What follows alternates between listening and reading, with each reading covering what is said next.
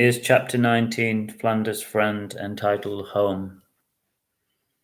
Tim left Arthur feeling more confident and happy for a change, and when he got home his mum fussed and dabbed at his eye, and he just laughed and told her not to worry. It won't happen again, he said, and she looked puzzled, but relieved, and she ruffled his hair some more. Tim slept well that night, and he was so happy that Arthur was back in his life, and he knew that Arthur felt the same, but he still missed his dad, and every now and again his dad's face would appear in his dreams. It was a comfort to him, and he knew that he had to keep going. What choice did he have? The next day, before he set off to school, he decided to visit Arthur. He was covered in shaving foam. It was obvious that he had just woken up, and Tim watched him shave. It was fascinating. He'd never seen anyone shave before, as he was too young to shave himself. He was glad as it looked messy and dangerous. He knew they didn't have time to practice boxing as he didn't want to be late for school again. We'll practice later, said Arthur, shouting after him as he wiped the foam from his chin. Tim approached the school gates, but this time he wasn't worried. He wasn't surprised to see Smigger there, but this time he held his head up high. I enjoyed spending your money, he said with a sneer. Do you have any more? Said Smigger. No, Tim, said Tim sharply, and if I had, you wouldn't get any. Are you sure of that? Said Smigger, moving closer to him and narrowing his eyes in surprise. Tim looked him straight in the eyes, and then he just brushed past him. Tim was shaking inside, but outwardly he appeared as calm as a dove, and with each step he wondered if Smigger would jump on him or roughly grab him by the shoulders.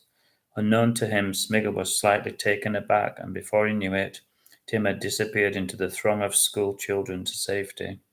He told Arthur what had happened, and Arthur roared with laughter. He was proud of him. Now we have to practice more, he said, for as sure as frogs are frogs, he'll be back, he said wisely. So once again Tim pulled on the heavy gloves, and as soon as he did, he felt a foot taller, and it felt to him as if he had a magical ring of steel around him for protection. I feel good, he told Arthur. That's called confidence, said Arthur, nodding. Now try to hit me on the nose. The nose, said Tim, amazed. Isn't that going to hurt? Asked Tim. Only if you hit me, said Arthur confidently. Tim lifted up his hands and he threw out his right arm, and it sped towards Arthur's red, crumpled up nose.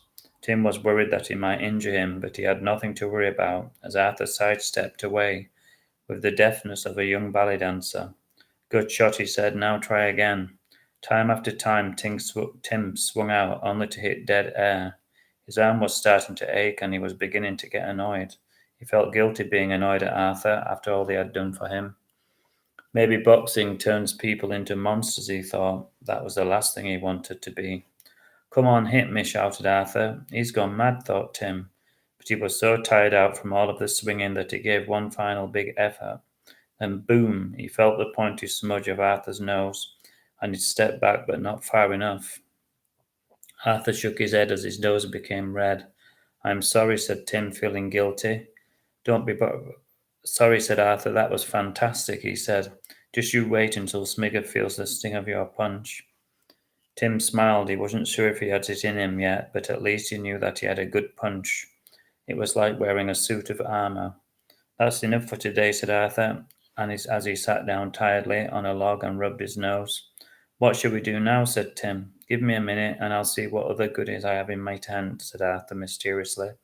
He'd been gone for a few minutes when he came out looking uncharacteristically sheepish, and he looked round the field to see if anyone else was around, and then he reached into his pocket. Tim wondered what he was going to show him, and why he was making such a big fuss over it. Then he knew why. In his hand was an old-looking pistol. It was a Luger, and Tim was amazed and a little worried. Arthur sensed this. Don't worry, he said. I won't be using it. Where did you get it? Said Tim, astonished. That is a secret, said Arthur, and he lifted it up to the sky, and then he pointed at a swallow which was swirling across the icy blue sky. Arthur cocked the pistol, and Tim wanted to cry out, but he was transfixed, and Arthur squeezed the trigger slowly, and Tim's heart felt like it was going to explode. Click! There was no bang. I'm sorry, son, I was just practicing, said Arthur. You scared the hell out of me, as you scared me and that bird to death, Tim said, and he was slightly annoyed. Don't worry, said Arthur. I'd never kill a bird. People maybe, but never a bird. Tim wasn't sure if Arthur was joking or not, and he didn't want to test him any more, even with an unloaded gun in his hand. "I keep it for protection," said Arthur with a big grin. "Just in case I have burglars in my tent," he added. Tim laughed. He'd never heard of people burgling tents before, but when he thought about it, why wouldn't they?